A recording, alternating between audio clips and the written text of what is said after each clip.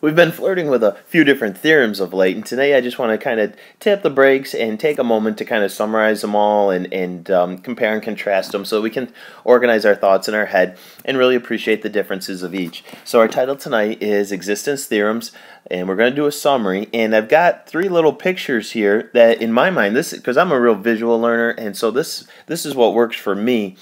And this first picture is all about the extreme value theorem. And basically, in a nutshell, the extreme value theorem says, okay, as long as f's continuous, somewhere on that interval, there's got to be an absolute max and there's got to be an absolute min. And they're using the word global in here, which is perfectly synonymous with absolute.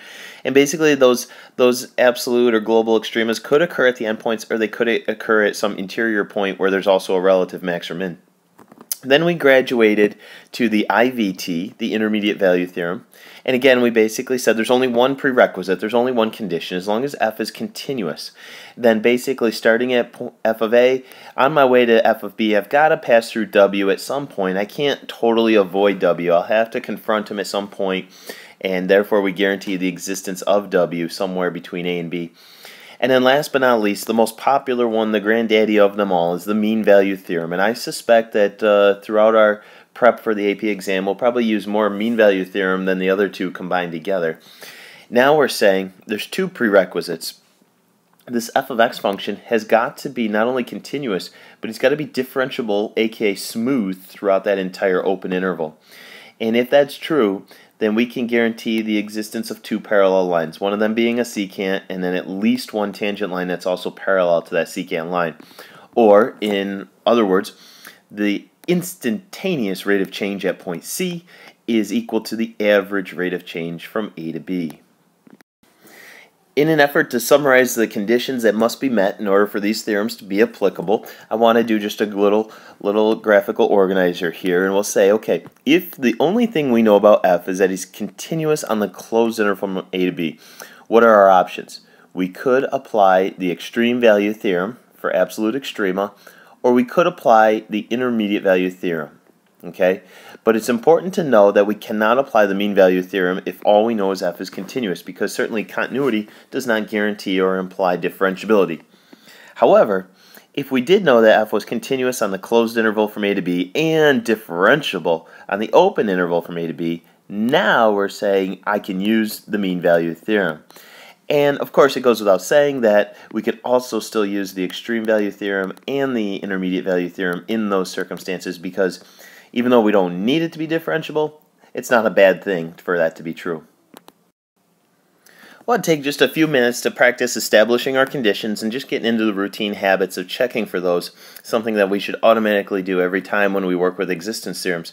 So let's pretend, let's say the function at hand is just radical x or root x, and I have to, let's analyze the interval from -2 to 2.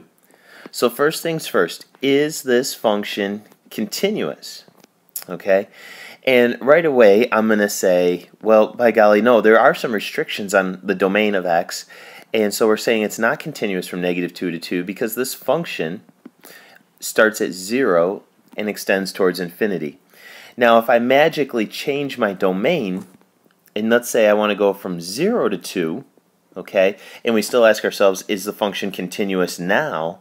Now I'm going to say yes, okay? And then I could graduate to the next question and say, well, is it differentiable on the same interval? And in this particular case, I would say, again, yeah, all the tangent lines do exist. And if we do look at the derivative function algebraically, we're going to get 1 over 2 radical x. And that function, well, it is differentiable on the open interval 0 to 2, and that's key because in this case the derivative wouldn't exist at 0, but that's okay because we're only looking for the open interval and not the closed interval. So very important detail there that the 0 is not included.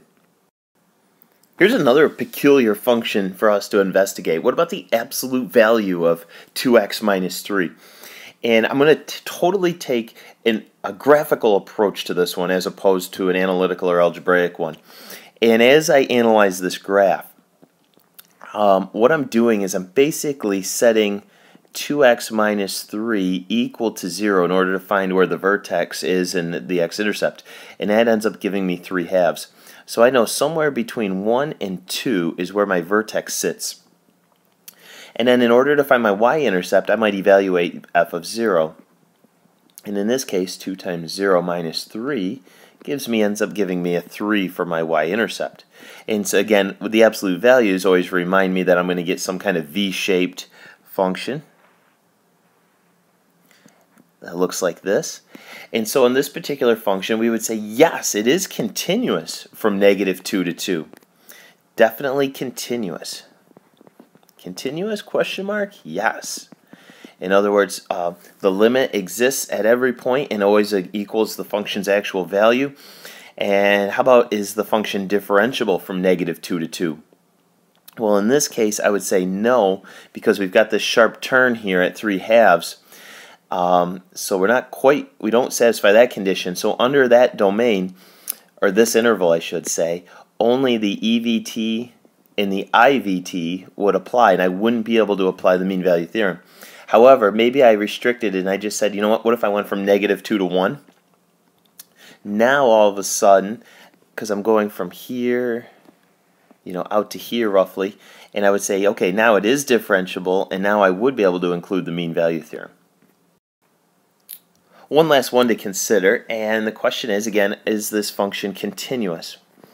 Well, one of the things you'll notice right away by analyzing, and this is something I do for all rational functions, aka we've got a fraction involved, is I'm going to set that denominator equal to 0. And what we have is that we've got a vertical asymptote at x equals 1. And so because that 1 falls within the interval -2 to 2, we would say no, the function's not continuous, therefore none of my theorems are going to apply. Again, maybe we restricted, or let's come up with a different domain. Let's go from, say, 2 to 5. Now that vertical asymptote doesn't fall within the interval, so I could politely ignore it. And now I'm saying, yes, this function is continuous. Now on to the question of differentiability. Is it differentiable? Well, one thing that's worth noting right here is if f has a vertical asymptote at 1, all of his derivatives are also guaranteed to have a vertical asymptote at 1. But again, that's not in my domain, so I'm not worried about it. We could run through the quotient rule again, and again just confirm that after doing the quotient rule that function is continuous. And if f prime is continuous, then what we're really saying is that f is differentiable. And in this case, we end up saying yes, he is continuous, and therefore not only does the extreme value theorem and the intermediate value theorem apply, but we could also use the mean value theorem. Now, these general guidelines I'm going to give you, it might be more helpful to come back and reread these guidelines after we look at some of the actual AP questions we're going to pull out from old exams. But the number one thing I always want to preach is just recognizing that we're trying to prove the existence of a value, as opposed to, we're not asked to solve for a particular value. It doesn't say solve for x or solve for c or any of that. We're just trying to prove the existence of something. And a lot of times, the phrase they might greet us with is something like, quote, is there a value? Is there a value? Dot, dot, dot. And all of a sudden you're starting to get the feel of we're just trying to prove the existence of something, and it's going to be one of these three theorems. We then want to confirm that the conditions are or are not met. Is the function continuous? Is the function differentiable? Those types of things. And then third, we want to formulate an argument. And that's what I'm going to spend most of the rest of the remaining parts of the video on, is how are we going to formulate our arguments and speak in a consistent language where the readers and graders of our AP exam can follow us without any difficulty. This right here might be the single most important 30 seconds of the video, and if nothing else, this is what we want to get into our notebook right here, and this is what I use as a template for formulating my argument as I justify the mean value theorem. And I try to use the same format every time just because I know this is a great template. It covers all of my bases, and it's just a nice routine that I can get into. So we're saying yes, the mean value theorem does apply because f is continuous on the closed interval, whatever that might be, and differentiable on the open interval, whatever that might be. Then by the mean value theorem, there exists a c within the interval a to b such that f prime of c equals, and this is usually where we might say something like f of b minus f of a, depending on what those values are, and we'll use specific numbers for b and a. So here's a great AP question from a previous exam, and I'm not exactly sure what year we pulled this out of, but it was a fairly recent one. And so they talked about how we've got hot water dripping through a coffee maker and it's filling a large cup with coffee. And the amount of coffee in the cup between 0 and 6 is represented by a differentiable function, we'll say C, and T is measured in minutes. And selected values of C, measured in ounces, is given in the table above. So, after the coffee maker's been dripping for, say, 2 minutes, there's now 8.8 ounces of coffee in the cup. And, after 6 minutes of dripping, there's 14.5 ounces of coffee in the cup, etc., etc. So here's the question. We obviously skip part A. We'll go right to B here. Is there a time? Boom. Stop right there. This idea right here gives me the impression that this is an existence style question. Is there a time t? So can we prove the existence of such a time? And from my experiences, the hardest part for young calculus students is just trying to now decipher, well, which of these theorems do I want to be using? Specifically, how do I know when to use the IVT versus the MVT? That's the big debate a lot of times. Well, look at this. We're trying to prove that C prime of t equals 2 at some time. And I'm given C. Okay, do you see the difference? We're trying to prove C prime, but we're given C. So anytime you're trying to bridge the gap, we'll say bridge the gap between C prime and C, or vice versa. I'll actually say it the other way. Bridge the gap between C and C prime. That means you're going to use the mean value theorem. Okay, so we've got both C and C prime mixed in the problem, so it's going to be mean value theorem. If, however, my conversation was only about C, then I'd be using the intermediate value theorem. Okay, check that out. If I delete that prime sign and I just was proving that C of t equals 2, now my entire conversation would only be about the function C, and I'd be using intermediate value theorem. But because I've got my conversation is both includes C prime and C, now I'm using mean value theorem. So if you're thinking back to my guidelines, we could check off number 1. We've identified the need for one of the existence theorems, in this case specifically the mean value theorem. The next thing I want to do is I want to just confirm that my conditions are met, hopefully in this case. So you see where they said that C was differentiable from 0 to 6? Well, that also guarantees that function C is differentiable within our interval from 2 to 4. I'll go open interval 2 to 4, which then implies, I love using the double arrow for implies, that C is also continuous over the closed interval from 2 to 4. So we've confirmed that the conditions are indeed met. The next thing we want to do is we now want to formulate our argument.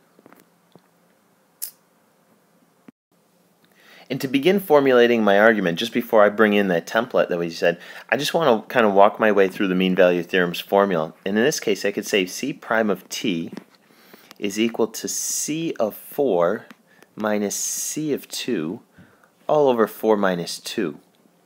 And you'll notice from the table we could get C of 4 is 12.8 and C of 2 is conveniently an 8.8, and it's certainly no accident that as I get to simplify this expression, my final answer is a 2, and it matches the 2 that I was attempting to prove. Certainly no accident. Now let's go import that template that I gave you earlier. And we'll put the finishing touch on this problem. So we could say yes, since, in this case, we'll just change our F's to capital C's to be consistent here.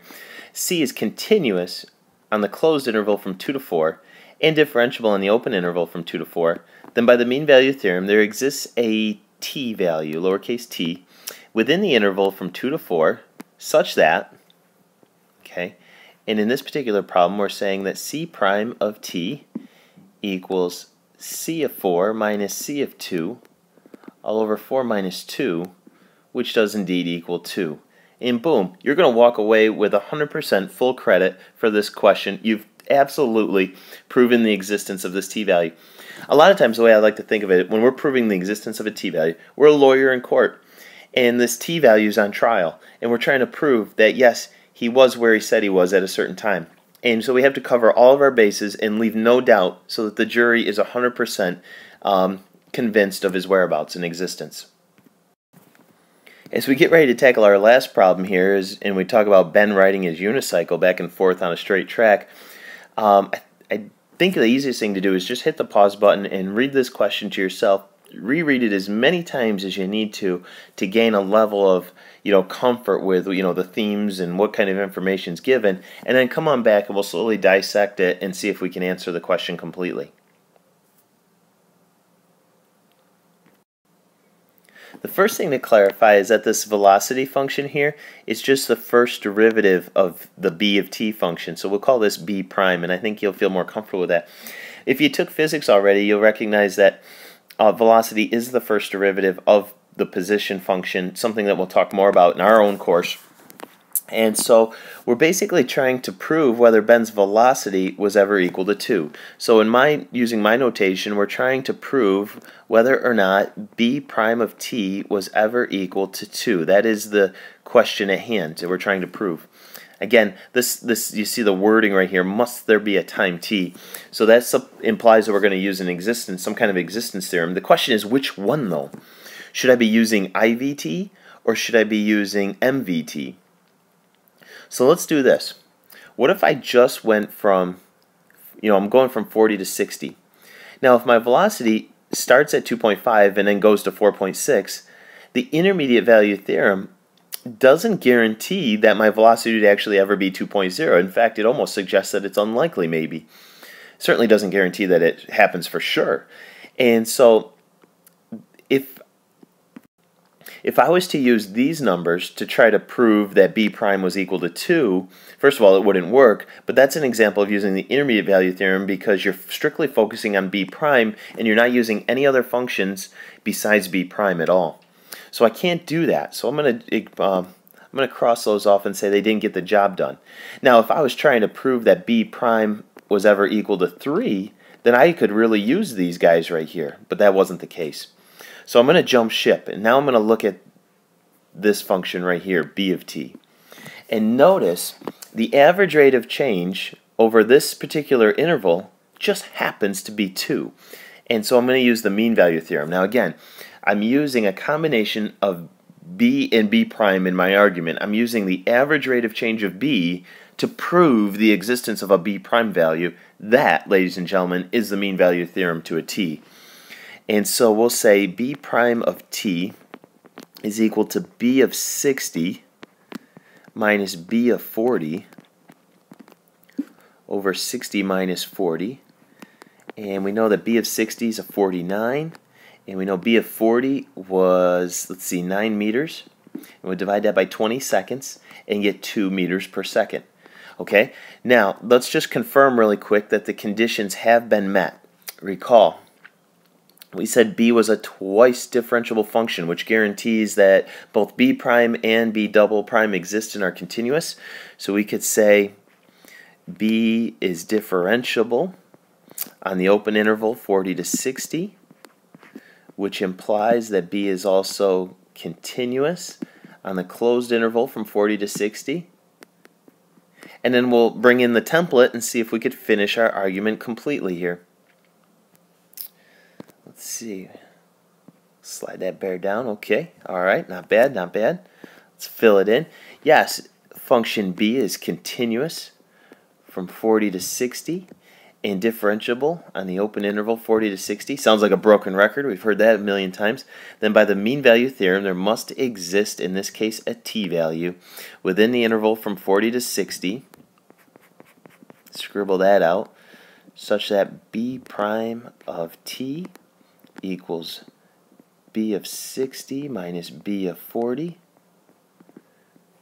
over 60 minus 40, which equals 2. And bingo, we got it.